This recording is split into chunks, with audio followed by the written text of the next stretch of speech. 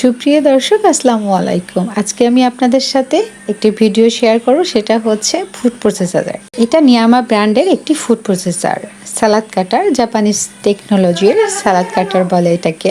প্রথম আনার পর এটি ইনটেক খুলছি আমি আপনাদের সামনে। আমি যখন এটা খুলেছি প্রথমে ব্লেডটি আমি কিভাবে সেট করতেই পারছিলাম না। অনেক টিউটোরিয়াল দেখলাম ইউটিউবে, কিন্তু এটা পাচ্ছি না। পরে দেখলাম যে আসলে অনেক ইজি প্রসেস, আপনারা দেখতে পারবেন। তো সেটা আপনাদের সাথে শেয়ার করছি, অনেকের হয়তো উপকারে আসবে যদি এরকম সালাদ কাটার আপনারা কিনে থাকেন। সবজি কাটার ফুড প্রসেসর, দেখুন এটাতে 5টি ব্লেড আছে, খুবই ইজি। এভাবে এটি উঠাতে হবে। এটি একটি লক আছে, লক সিস্টেম করা। লকটাকে চিপ দিলেই হচ্ছে লক হয়ে যাবে, না হলে এটি কিন্তু ঘুরবে না। 5টি ব্লেড, একটা স্লাইস করার জন্য আছে, একটি হচ্ছে সালাদ কাটার জন্য মানে পেঁয়াজ গোল করে কুচি করার জন্য, একটি আছে আলু ভাজির জন্য, আপনি যে কোনো কিছু ভাজি করতে পারবেন। ভাজির জন্য দুটো স্লাইস আছে, ব্লেড আছে আর কি।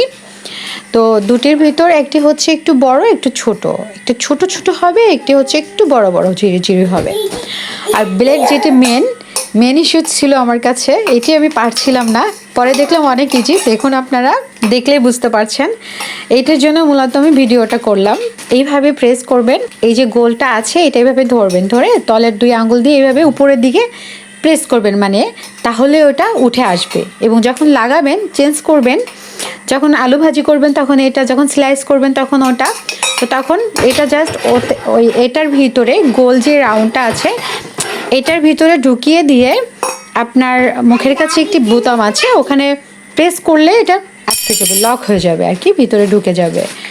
আপনাকে চাপ দিয়ে ধরে করতে হবে, সেটাও আমি করে দেখাচ্ছি।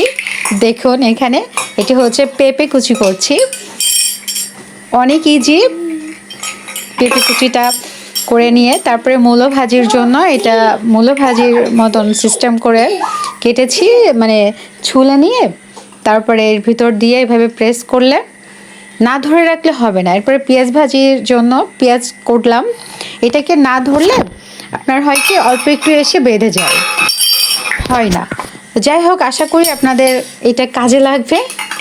ভালো থাকবেন, সুস্থ থাকবেন। ছোট্ট একটি ভিডিও আজকে শেয়ার করলাম। আল্লাহ হাফেজ।